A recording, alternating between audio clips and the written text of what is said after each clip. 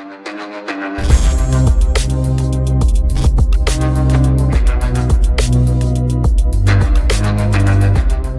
petang, sahabat Kalingga dimanapun Anda berada. Terima kasih telah bergabung pada acara yang digagas Kalingga, Keluarga Besar Airlangga dengan tajuk Bincang Hukum Kalingga Lawyer Syndicate. Program ini kami rancang untuk meningkatkan pemahaman hukum masyarakat, membahas topik-topik dasar yang diperlukan orang awam untuk paham hukum lebih tepat, lebih dalam. Bersama saya, Yani Purnamanti Yasmin, host Anda. Saya menemani Anda belajar hukum dengan mudah agar Anda paham hukum lebih tepat, lebih dalam. Pada edisi pekan ini, Bincang Hukum mengangkat topik yang menarik dan penting diketahui, yaitu tentang profesi hukum yang berkaitan dengan hukum kepailitan. Jika Anda ingin mengetahui sekilas tentang hukum kepailitan, silakan simak YouTube kami sebelumnya, telah tayang pada Kamis 4 November 2021.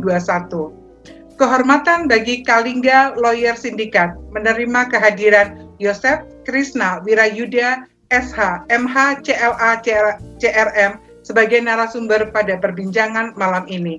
Selamat malam Mas Denny. Terima kasih sudah meluangkan waktu untuk menyebarkan ilmu kepada para sahabat Kalingga khususnya tentang kepailitan dan fungsi kurator.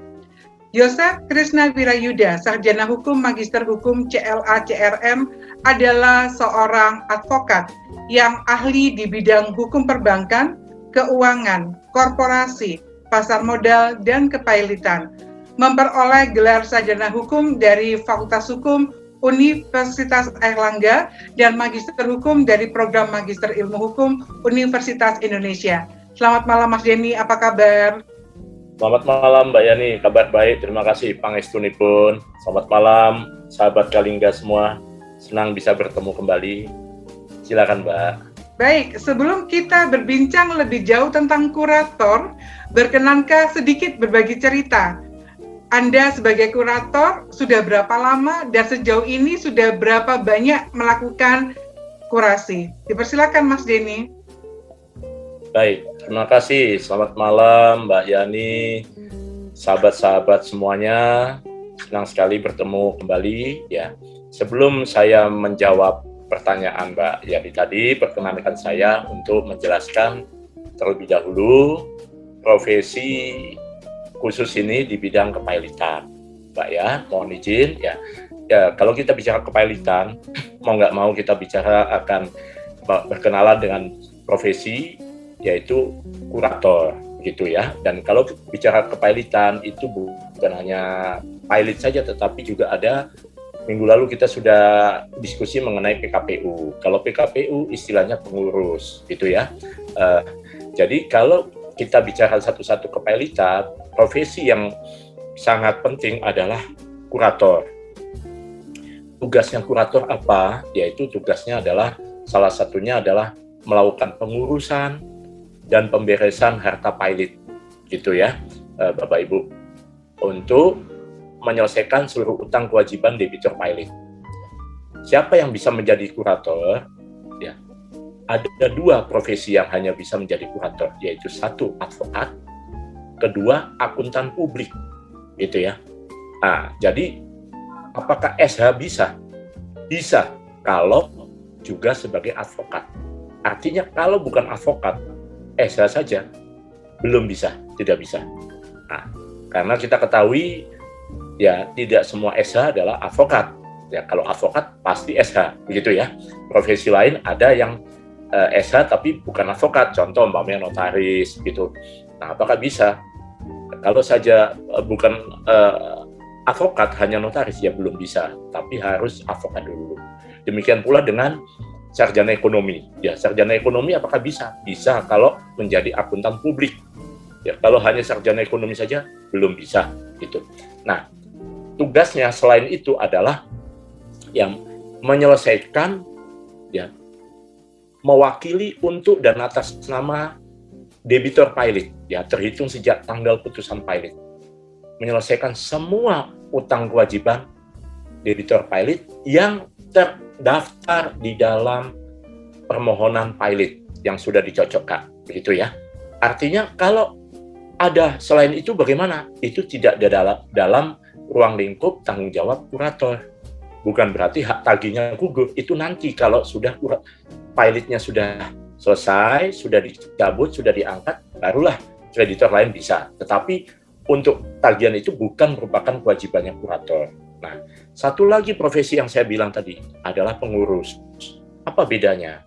Kalau pengurus itu status hukum debitur masih cakap hukum, ya artinya belum pilot, ya berarti yang bisa mewakili untuk dan atas nama debitur adalah bukan kurator dan bukan hanya pengurus dan direksi debitur, harus dua, ya komplementer ya teman-teman. Jadi itu bedanya. Kalau pilot ya direksi udah tidak cakap hukum, ya debitur udah tidak cakap hukum. Yang cakap hukum adalah kurator berdasarkan putusan pilot, bukan berdasarkan surat kuasa.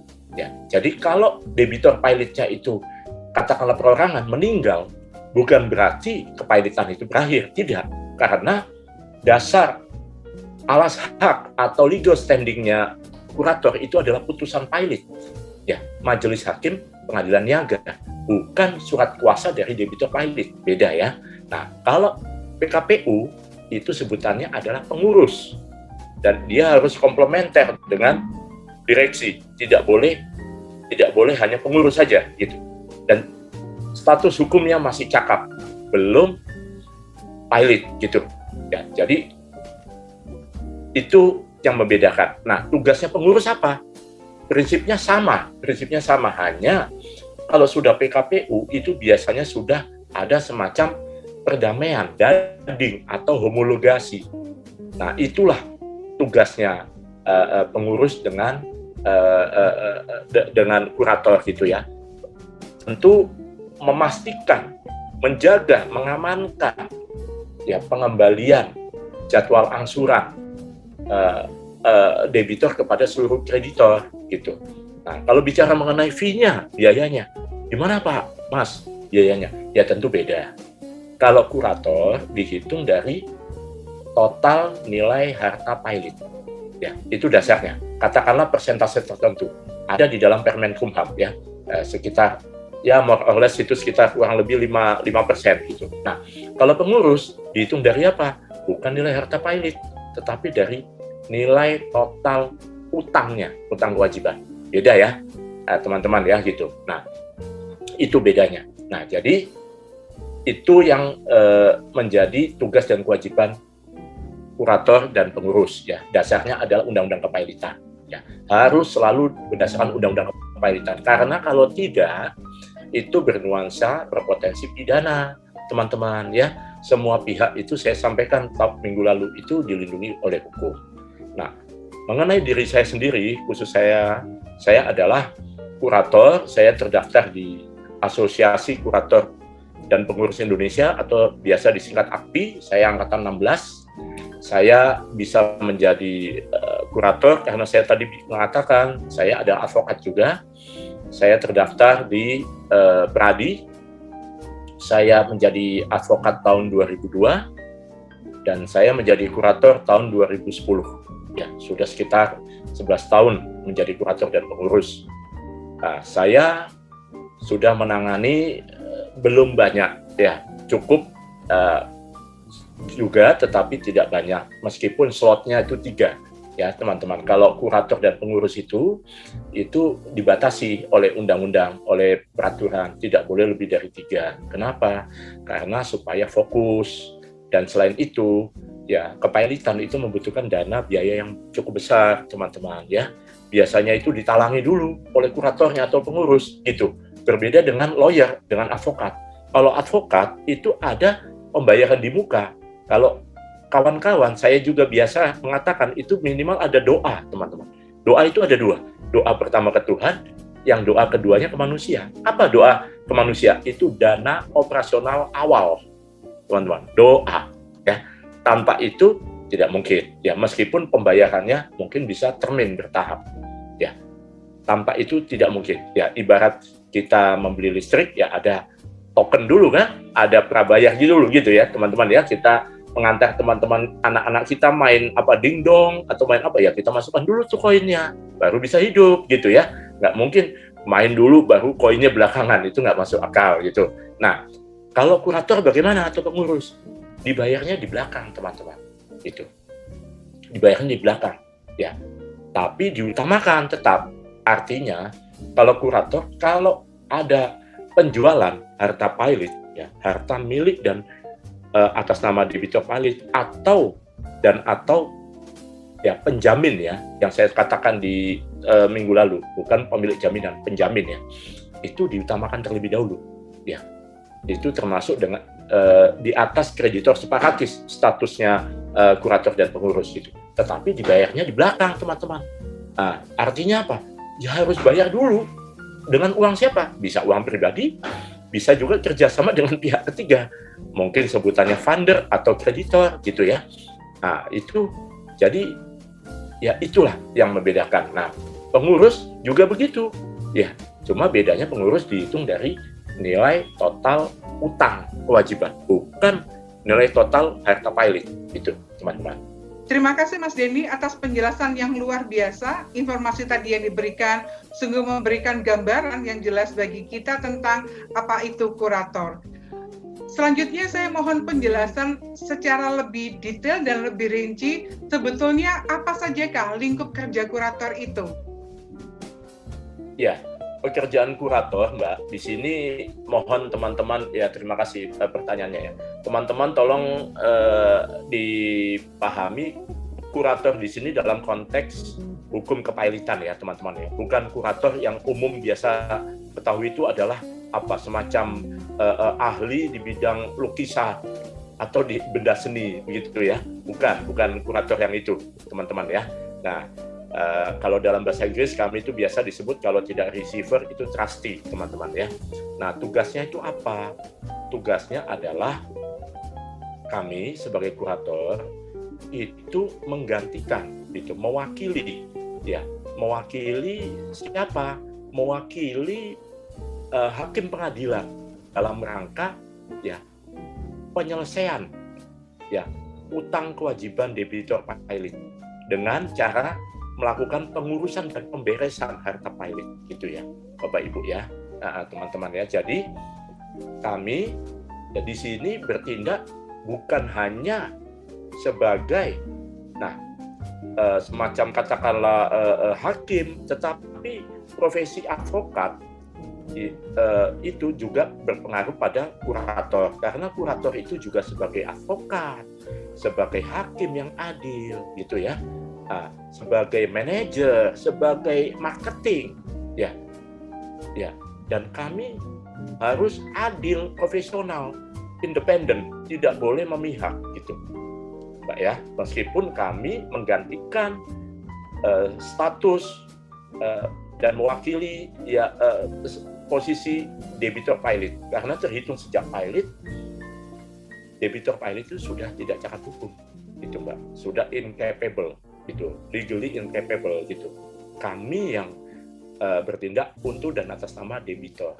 Makanya di dalam penulisannya katakanlah PT A B C D E F gitu ya. Kalau sudah pilot itu di belakangnya ditulisnya dalam pilot. Gitu ya, Mbak ya. Jadi tugas kami adalah prinsipnya itu utamanya menyelesaikan ya, mengemban amanah ya, perintah ya, putusan ya majelis hakim pengadilan niaga untuk melakukan pengurusan dan pemberesan seluruh harta pilot dan utang kewajiban debitur pilot kepada siapa? Kepada seluruh kreditor. Itu Mbak intinya. Terima kasih. Baik, terima kasih banyak. Ruang lingkup kurator sebagaimana dijelaskan oleh Mas Denny tadi. Sekarang saya akan bertanya sesuatu yang lebih teknis. Apa syarat menjadi kurator dan bagaimana cara seorang sarjana hukum bisa menjadi kurator seperti Mas Denny? Baik, terima kasih Mbak. Jadi, bagaimana saya sampaikan tadi Mbak ya, syaratnya itu ada dua Mbak ya. Ya, tentunya harus berprofesi advokat atau akuntan publik. Mbak ya. Jadi seorang SH apakah bisa? Bisa, tetapi harus ya mengikuti pendidikan terlebih dahulu. Pendidikan calon kurator dan pengurus. Siapa yang mengadakan? Ya, yang mengadakan adalah asosiasinya gitu. Kalau saya kebetulan ikut di AKPI, Mbak. Di Indonesia ada 3 organisasi. Pertama adalah AKPI, Asosiasi Kurator dan Pengurus Indonesia. Kedua adalah IKAPI, Ikatan Kurator dan Pengurus Indonesia.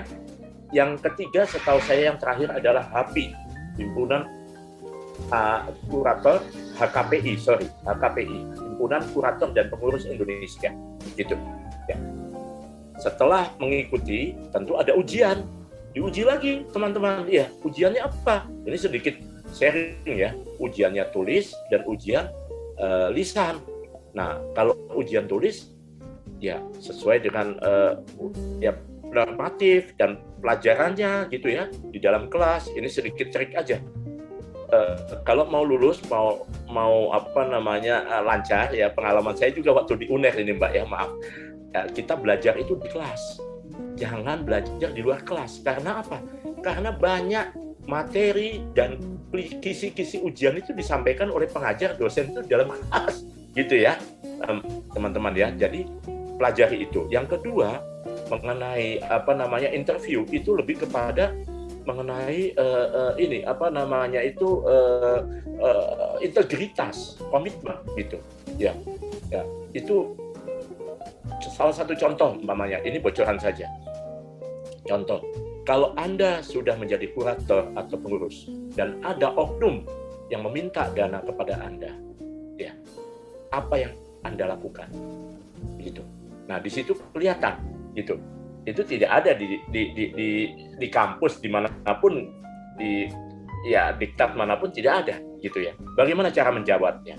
Nah, ya itu harus yang jelas, santun dan mengena gitu ya, membumi.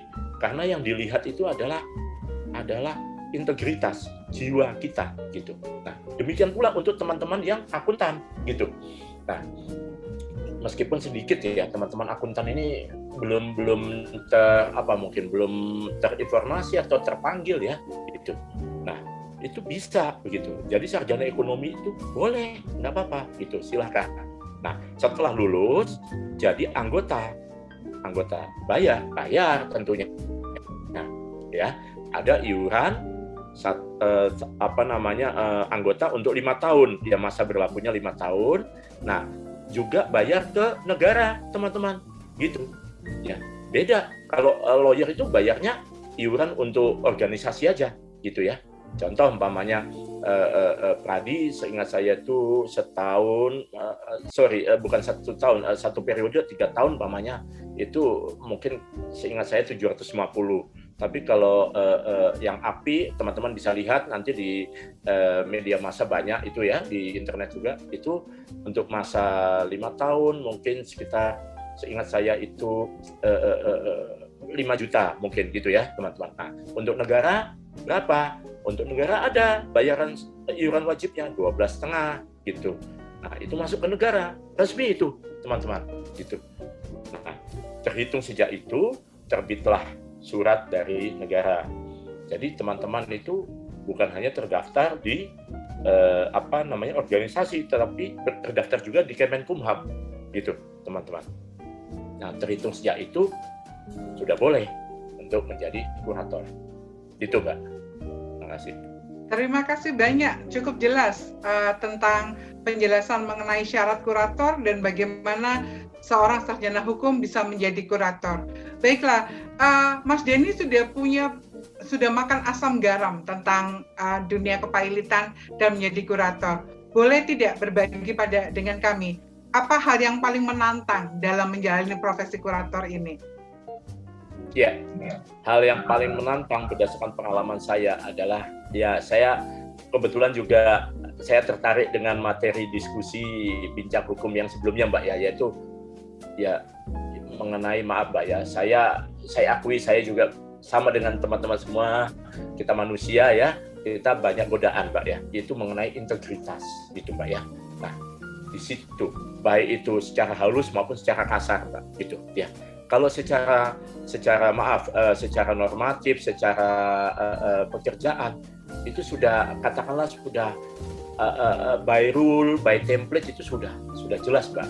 Tetapi yang non hukum ini, yang contoh salah satunya adalah ya godaan untuk baik itu halus maupun kasar, Mbak, ya mungkin ya katakanlah boleh dikata bribery, Mbak, ya mungkin nyogok gitu, maaf Mbak ya seperti itu. Nah ya kan Mbak, terus biasanya juga maaf juga itu bukan hanya dari pihak debitor pilot ya Mbak ya, tetapi juga dari kadang maaf nih Mbak ya, kalau kita salah pilih partner gitu. Nah ya triknya macam-macam Mbak. Contoh umpamanya ya tolong Mas Denny, maaf ini supaya aman uangnya di satu di kredit di rekening kurator, bagaimana kalau dipindahkan. Nah saya paham, saya tahu ya maksudnya dipindahkan supaya aman kalau ada upaya mau disita gitu Mbak ya. Oke, tetapi hati-hati teman-teman, dipindahkannya itu tetap harus di rekening bersama. Jangan rekening pribadi salah satu pihak, termasuk juga rekening pribadi saya. Saya tidak mau itu, gitu. Ya, tidak boleh, gitu, Mbak ya. Itu aspeknya pidana, sangat berbahaya, gitu, Mbak ya. Nah, ada lagi debitor, ya, mengiming-imingi, bahkan halus. Kalau tidak nanti panjang. Nah, itu quote unquote tuh. Apa itu artinya panjang, gitu, Mbak ya. Nah, hati-hati teman-teman. Ya, kalau katakan umpamanya maaf dalam bentuk barang umpamanya natural, apa itu mobil, rumah, sebut angkanya atau bentuknya. Pengalaman saya sedikit berbagi tips dan trik ya Mas, teman-teman ya. Jangan pernah teman-teman itu untuk terpancing mengatakan atau bertanya apa di mana, berapa, jangan. Mengapa? Karena kalau teman-teman itu punya integritas menolak, mereka akan berpendapat, oh jangan-jangan kurang ngasihnya, gitu. Jangan-jangan dia kan, umpamanya minta si debitor atau yang lain mengatakan, Pak, sudahlah Pak, diatur. Nanti ada mobil X, umpamanya gitu. Nah, dia kan. Nah, kalau mereka yang mengatakan biarkan saja, tetapi kita jangan aktif. Kalau kita aktif, nanti mereka bisa salah paham mengatakannya, oh jangan-jangan nggak mau X, maunya Z, maunya Y gitu ya Mbak ya, maunya W gitu ya. Nah, terus bagaimana cara menjawabnya? Ya, salah satunya caranya yang santun saja. Kalau pengalaman saya ya teman-teman, ini sekedar berbagi, ya sampaikan saja bahwa kalau memang dana Bapak Ibu sudah ada, ya silakan membayar gitu. Dan itu bebas, gratis, tidak ada biaya apapun. Nah, gitu. Nah, kalau mereka mengatakan, rekeningnya mana, Pak? Gitu, berikan. Padahal mungkin rekening yang dimaksud oleh mereka itu adalah rekening pribadi kita. Ya, kita katakan bahwa kita juga dibayar. Kita tidak gratisan, tetapi kita dibayar dari harta pilot. Gitu. Nah, inilah integritas. Ini yang paling penting, paling aman. Gitu ya. Teman-teman, ini pengalaman saya ya. Selama kita berpegang pada ketentuan hukum, integritas, aman teman-teman. Apapun risikonya, gitu ya. Ya, istilahnya maaf ya teman-teman, meskipun agak ini ya kontrak mati juga gitu loh. Ada risiko di situ, gitu teman-teman. Ya, ya sepanjang kita santun, tidak terpancing, toh itu tidak pribadi, kita bekerja secara profesi kan teman-teman, bukan pribadi ya teman-teman ya. Gitu. Ya kita tidak perlu jangan sampai kita terpancing secara pribadi gitu. Nah, itu biasa provokasi dari pihak mereka gitu teman-teman. Sampaikan saja apa adanya. Kalau ada perbedaan, ya sampaikan kepada prosedurnya, kepada hakim pengawas, ya kepada ketua pengadilan niaga, begitu ya teman-teman ya. Jangan ya maaf kasarnya itu terpancing atau diputusi sendiri. Nah ini pengalaman saya. Kalau pekerjaan itu relatif tidak ada. Ya syukur selama ini saya ya berusaha tetap santun, ya, independen, menghormati semua pihak gitu. Meskipun risikonya itu tadi, ya kan? Saya dibenci, saya tidak dilihat gitu, ya, atau dimarahi, dibentak, ya itu risiko, teman-teman. Baik, mungkin itu aja, Mbak. Terima kasih. Sangat menarik yang terakhir tadi itu, bahwa ketika kita mematuhi aturan dan menegakkan integritas, itu tidak saja kita akan selamat menyelesaikan tugas, tetapi juga akan mendapatkan kepercayaan yang lebih dari yang kita dari nominal yang kita terima, gitu ya Mas Denny ya. Baiklah, Mas Denny, sangat menarik menjalani profesi sebagai kurator ini. Dan sebelum saya menyudahi bincang hukum kali ini, saya mempersilakan Yosef Krishna Wirayuda SHMH CLA CLM untuk menyampaikan closing statement. Dipersilakan. Terima kasih Mbak Yani, teman-teman semua, ya terima kasih atas waktunya dan perhatian teman-teman semua untuk minimal mengetahui ya, memahami profesi yang relatif baru ini ya, yaitu kurator dan pengurus ya. Dan saya berpesan untuk teman-teman ya, kalaupun satu saat berhubungan dengan pihak kurator ya tetaplah ya saling menghormati sesuai dengan ketentuan hukum ya.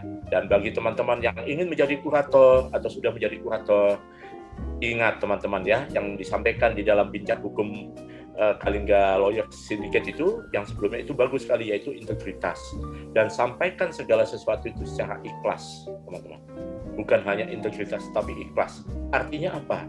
Ikhlas itu artinya tidak mengharap apapun ya, termasuk tadi maaf, saya begini supaya begitu. Itu tidak perlu dibahas atau diharapkan, itu otomatis teman-teman. Kalaupun tidak ada masalah gitu ya, begitu ya. Yang penting profesional, bekerja sesuai ketentuan. Untuk itu kita dibayar, teman-teman ya. Itu kita tidak gratisan ya, kita berbayar juga, tetapi kita legally paid, teman-teman ya. Kita tidak illegal gitu ya. Apalagi teman-teman yang advokat, yang lawyer, tolong diingat officium nobile ya. Teman-teman, kita semua ini adalah lawyer, bukan liar, bukan betrayer, teman-teman ya, bukan player gitu. Jadi integritas nomor 1 gitu, teman-teman. Percayalah ya. Semuanya pasti akan baik, aman, dan itu sudah saya alami, saya lakukan. Makanya saya bisa sharing dengan teman-teman. Baik, tetaplah selalu mematuhi hukum kapanpun, dimanapun. Terima kasih. Pesan yang sangat kuat di penghujung perbincangan petang hari ini. Mas Denny, terima kasih banyak atas semua ilmu dan pengalaman yang telah disajikan kepada para sahabat Kalingga. Sahabat Kalingga dimanapun Anda berada, demikian bincang hukum Kalingga Lawyer Syndicate pada petang hari ini. Semoga bermanfaat. Nantikan kami pada acara bincang hukum berikutnya pada hari Kamis setiap pekan. Kalingga Lawyer Syndicate mendampingi Anda belajar hukum dengan mudah agar Anda paham hukum lebih tepat, lebih dalam. Sampai jumpa. Airlangga, engkau hiduplah. Airlangga, tetap kau jaya.